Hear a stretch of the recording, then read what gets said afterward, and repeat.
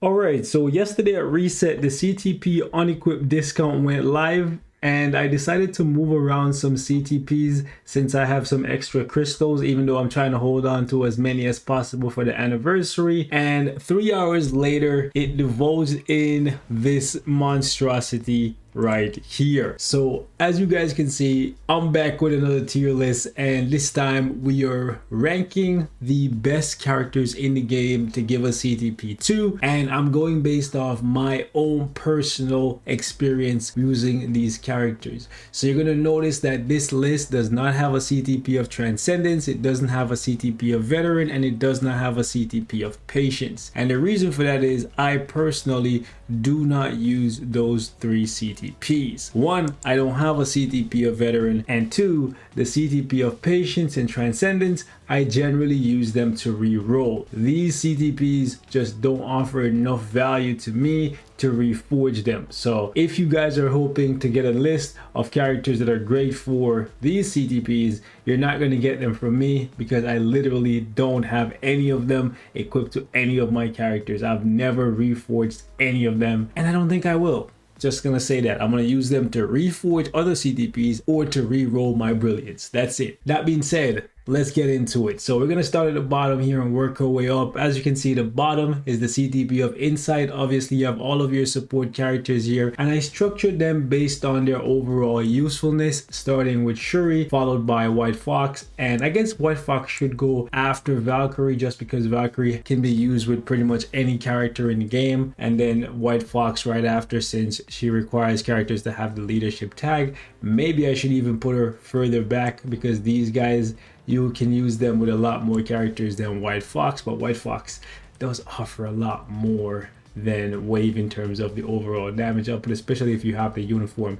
Now you'll notice that these guys down here, Umbaku, even though he's ABX meta, I put him all the way at the back here because he's trapped at tier 2, which means you can't use him in Giant Boss Raid or World Boss Legend. So limited usage is a factor on this tier list for me. So when you're giving out your CTP of Insight, you want to make sure that character can be transcended, tier 3 or tier 4. However, right now we don't have any support characters that can get to tier 4, but we don't really need them to be tier 4, so that's fine.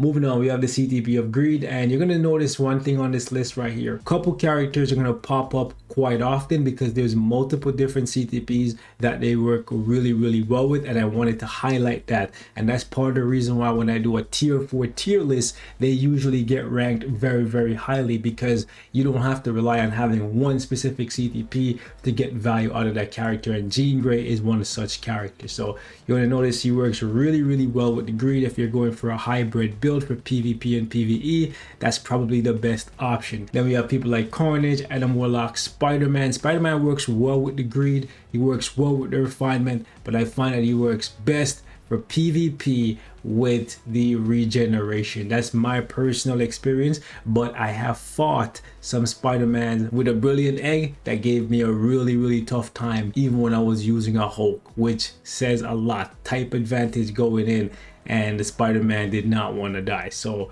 Refinement, definitely don't sleep on it. If you have a brilliant one, slap it on your Spider-Man, he might surprise you. And there's a couple other characters you're going to notice that pop up quite frequently on this list, one of them being Adam Warlock and another one being Emma Frost. And that's because just like Jean Grey, they have a lot of utility and a lot of CTPs that they can work with. I didn't even list all of the CTPs that can be used with Adam Warlock or Emma Frost. I just put the primary ones. And one of them that was really shocking was actually Emma Frost with the Mighty Egg. She was so toxic because of the fact that she's a reflect pylon, just constantly healing, and the more you're hitting her, the more she's healing and the more she's reflecting. She's almost impossible to get rid of if you're not careful and you're not jumping into iframe, and if you don't have enough damage reduction and HP to make up for the fact that she's trying to snipe you with her third skill. So really toxic character with the Refinement. And the same thing can be said for Destroyer. I'm sure by now you guys are aware of the fact that he's a reflect pylon, so giving him a Mighty Egg so he's constantly healing and reflecting energy damage back at your enemies is the way to go with him. Now I'm not going to go through absolutely every character on this list. I'm just going to point out some of the ones that you guys might not understand the placement of.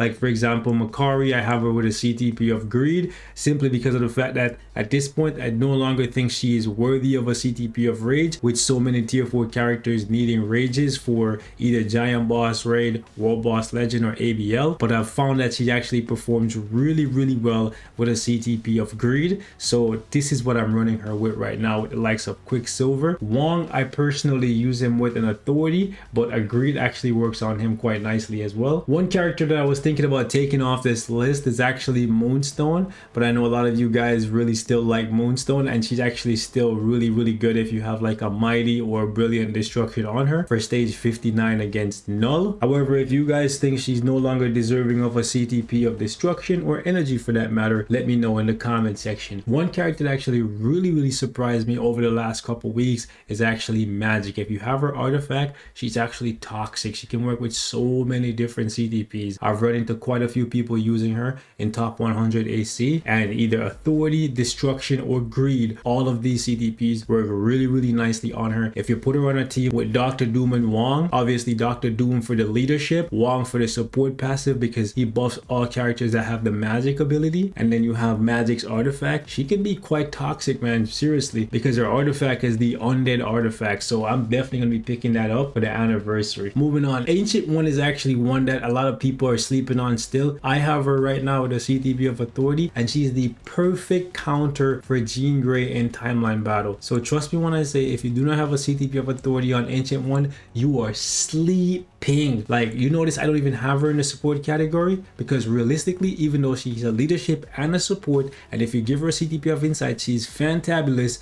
and she deserves a spot down here as well for her utility, she is so much better as a PvP character. It's actually crazy if you have her artifact, that is, which they gave away for free. I think I should definitely double up though. I think I should put her in the support category here as well, so people see the value of this uniform. It's realistically the uniform and the artifact for Ancient One. Moving on to the CTP of Judgment, obviously we have people like Thor, Storm, Jean Grey. I tried to structure this based on the character's power level. Maybe some people would argue that Green Goblin is stronger than Scarlet Witch, so I think this would make more sense, but leave me your thoughts in the comments. Now right here we have Shuri twice. Shuri is in the Rage category simply because a lot of people are still refusing to tier 4 Black Widow, and if you don't have a tier 4 Black Widow, the next best thing is either Kamala Khan or Shuri for ABL. And the reason why I have her in the Energy category is because she's actually fantastic for World Boss Legend as well, so lots of utility in this Shuri uniform. I know it can be confusing seeing the same character multiple times on the tier list, so let me know if you guys would prefer if I niche down and only put these characters in one category, or if I should keep it the way it is right now. Because as you can see, I did the same thing for Valkyrie and She-Hulk as well. These guys are both in the support category, and then I also put them in the Rage category. Long story short, these three right here are the current meta for the Combat Female Day for Extreme Alliance Battle, so lots of utility there, so that's why I put them in multiple different categories. Now some of you guys might look at Mephisto and say, why is he still here? He's no longer deserving of a CTP of Rage,